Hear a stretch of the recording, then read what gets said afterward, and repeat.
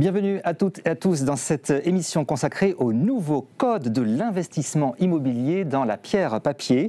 Les SCPI retrouvent une seconde jeunesse, mais il faut bien choisir dans quel type de bâtiment vous investissez. Je suis en tête-à-tête aujourd'hui avec Antoine Depigny. Bonjour. Bonjour Guylaine. Vous êtes directeur du développement de Praemia REM France. Alors déjà, c'est un nom nouveau, expliquez-moi. Oui, alors effectivement, Praemia REM, c'est le nouveau nom de Primonial REM. D'accord. On est un acteur indépendant de la gestion d'actifs immobiliers. On gère à peu près une quarantaine de milliards d'actifs, à peu près présents dans tous les pays européens. Alors, au cours de cette émission, je vous propose tout d'abord un panorama du secteur des SCPI en 2024, puis nous verrons ces nouveaux codes de l'investissement. Enfin, nous verrons comment on peut investir le plus intelligemment possible en pensant ESG et fiscalité. Alors Antoine, commençons par un panorama de 2024. Après une année 2023 bien chahutée, c'est clair, les SCPI vont un peu mieux ? Alors oui, 2023 et tout le début de 2024 ont été des années quand même très compliquées pour l'immobilier en général et donc pour les SCPI qui sont des véhicules spécialisés en immobilier, principalement à cause de la remontée très brutale des taux. Les produits immobiliers sont des produits de taux et donc leurs valeurs ont été fortement impactées. Alors, impacté en fonction des classes d'actifs.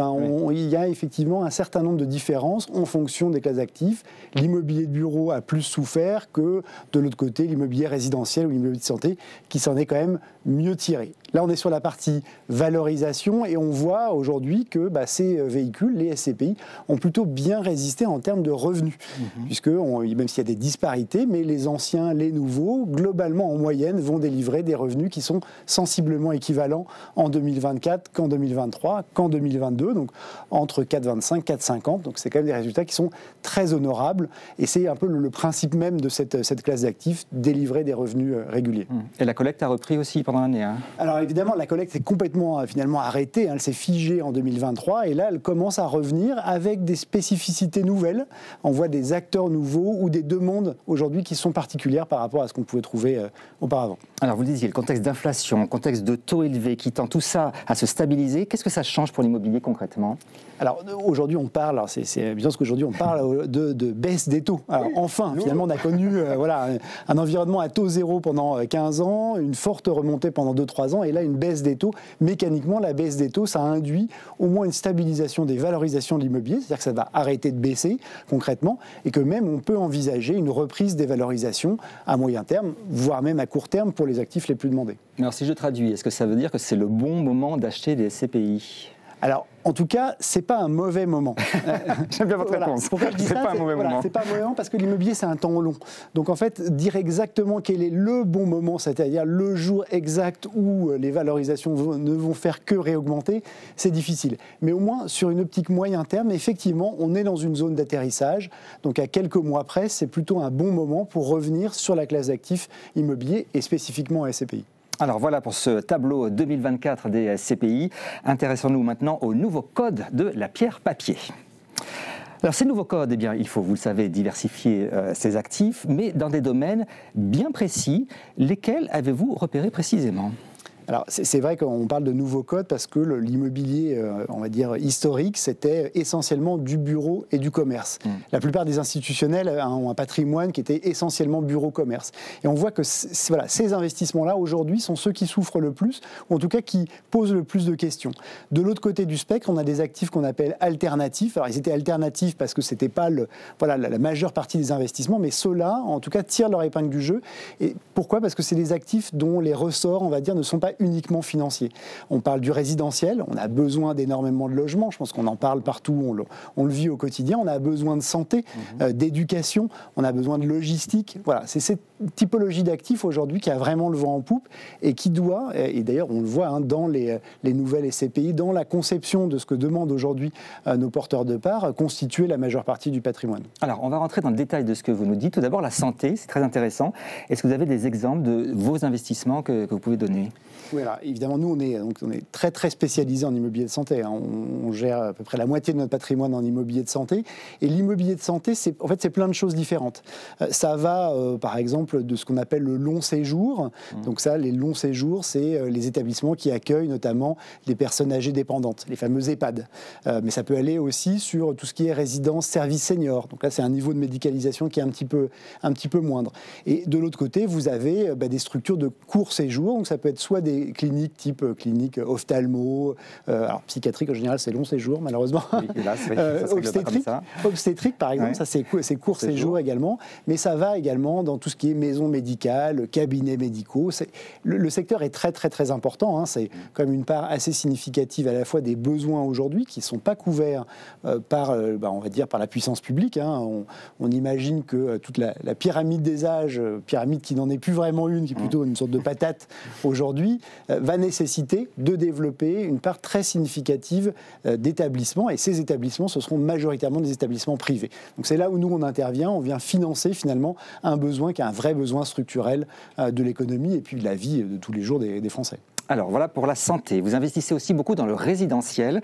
Ce terme est très générique. Quelles sont plus précisément vos cibles d'investissement dans le résidentiel? Alors c'est vrai que le résidentiel, c'est un peu l'arlésienne de l'investissement immobilier. C'est-à-dire qu'on sait tous, voilà, en tant qu'investisseur immobilier, qu'il faut investir dans l'immobilier résidentiel parce qu'il y a un manque crucial et vraiment flagrant de logement. Le problème, c'est que le logement sec, c'est-à-dire juste la location de logement, le rendement n'est pas suffisant. On a un rendement qui aujourd'hui ne satisfait pas les investisseurs privés, sauf à avoir une logique patrimoniale bien spécifique. Et donc il faut, et nous c'est la façon dont on va traiter le sujet du résidentiel, il faut agrémenter, il faut compléter finalement cette offre de logement sec par du service. Donc ça peut être des résidences étudiantes, de la même façon vous avez à la fois le logement mais aussi tout un service qui va avec, les résidences services seniors, mais également ce qu'on va appeler aujourd'hui du résidentiel pour les familles. C'est une offre aujourd'hui qui existe à peine en France, mais qui est déjà développée en Espagne, aux États-Unis, c'est-à-dire une mode de consommation du résidentiel. J'ai besoin, quand j'ai 30 ans, peut-être d'un co-living avec des gens qui sont comme moi. À 40 ans, j'aurais peut-être besoin de 2 chambres. À 50, 2, 3. Voilà. Et après, j'aurais peut-être besoin d'une autre typologie. Donc finalement, l'accession à la propriété, la location, ça devient une option intéressante et c'est là-dessus qu'on va investir plus probablement. Alors, troisième investissement en immobilier alternatif, comme vous dites, c'est l'éducation. Oui, l'éducation, de la même façon, la demande étudiante est en très très forte augmentation, à la fois sur le logement, ça rejoint la partie résidentielle, mais également pour accueillir les écoles privées. Donc on construit et on gère à la fois des crèches, de façon vraiment au début de l'éducation, des écoles privées, et puis des écoles pour le secondaire, des écoles de design, des écoles d'architecture, des écoles de cuisine. Voilà, c'est tout cet écosystème aujourd'hui qui se développe énormément on va dire, en complément de l'offre qui est gérée par l'État. Et ça, c'est un élément qui est extrêmement important. Ça nécessite d'avoir des compétences particulières parce qu'on ne construit pas une école comme on construit un bâtiment de bureau et on ne va pas gérer les attentes d'étudiants ou de personnes en crèche comme on va gérer un établissement de bureau ou de commerce. Donc ça nécessite d'avoir des gens spécialisés et une expérience évidemment préalable.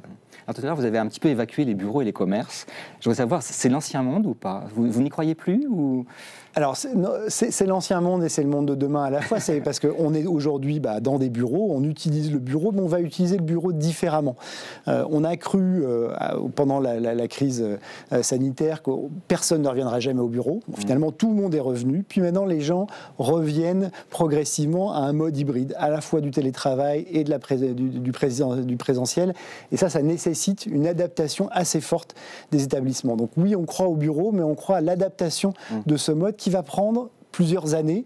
Et quand on dit plusieurs années, c'est probablement 1, 2, 3, 4 ans avant de trouver son point d'équilibre. Les commerces, de l'autre côté, les commerces, c'est un peu le phénix. Les commerces, ils ont connu les attentats, les gilets jaunes, la crise sanitaire.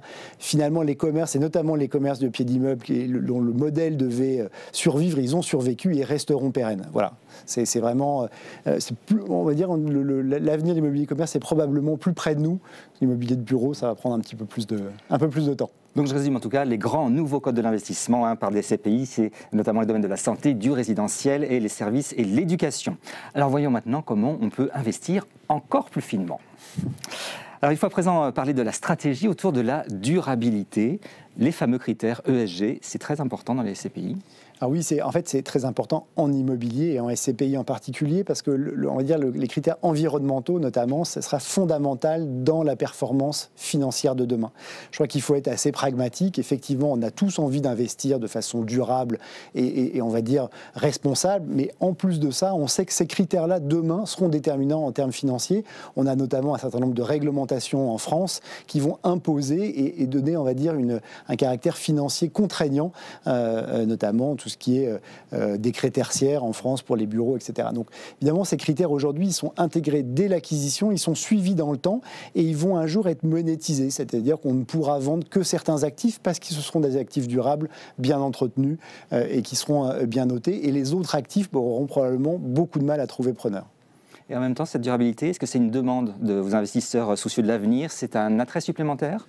Oui, je pense que c'est vraiment... alors, c'était un nice to have, alors c'est en anglais, mais c'était, on va dire, optionnel il y a quelques années. Et aujourd'hui, c'est véritablement rentré dans les mœurs, notamment parce que la classe d'actifs immobiliers et les SCPI aujourd'hui intègrent tout ce qui est labellisation environnementale, ISR, ESG.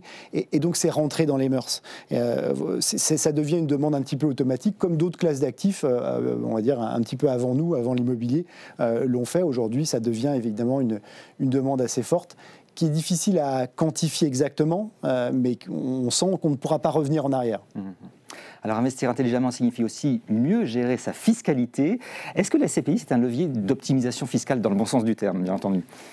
En fait, c'est un levier c'est un levier facilitateur en termes patrimonial. C'est-à-dire qu'entre détenir un actif en direct ou détenir une SCPI, on a des options en SCPI, comme dans beaucoup de sociétés, de sociétés immobilières, qui sont plus étendues. Je peux acheter, évidemment, ces SCI à crédit. Je peux démembrer les parts de SCPI. Et donc, dans des montages, dans des optimisations patrimoniales et fiscales, ça peut être extrêmement intéressant.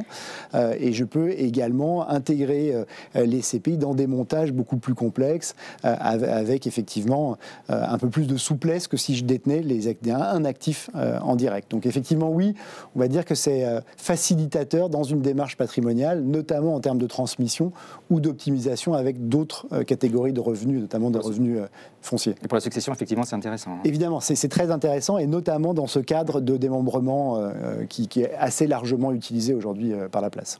Et bien voilà pour ce point complet sur les stratégies d'investissement dans les SCPI. Ce secteur a été chahuté, mais vous voyez, va repartir de plus belle à condition d'investir dans les bons segments. En conclusion, quand même, Antoine, un dernier conseil. Qu'est-ce que vous diriez à nos investisseurs qui nous écoutent? Je leur conseillerais... Alors, je ne vais pas leur conseiller la diversification, parce que c'est un peu la tarte à la crème, oui. Mais cependant, je leur dirais, l'immobilier, c'est quand même une matière de spécialistes. Et il faut choisir et diversifier son patrimoine en fonction des classes d'actifs et utiliser des spécialistes de chacune de ces classes d'actifs, parce qu'encore une fois, on ne gère pas des actions comme des obligations. Et en immobilier, c'est la même chose. On ne gère pas des bureaux comme de la santé ou du commerce. Il faut utiliser des spécialistes dans chacun de ces secteurs. Bien, merci beaucoup Antoine Depigny pour ces conseils, directeur du développement de Praemia Reim France. Alors je vous signale que vous pouvez contacter justement Praemia Reim France pour poser toutes vos questions sur les solutions d'investissement responsables avec la pierre papier. Pour cela, il suffit d'envoyer vos coordonnées à l'adresse qui va s'afficher dans le générique de l'émission. Merci et à bientôt.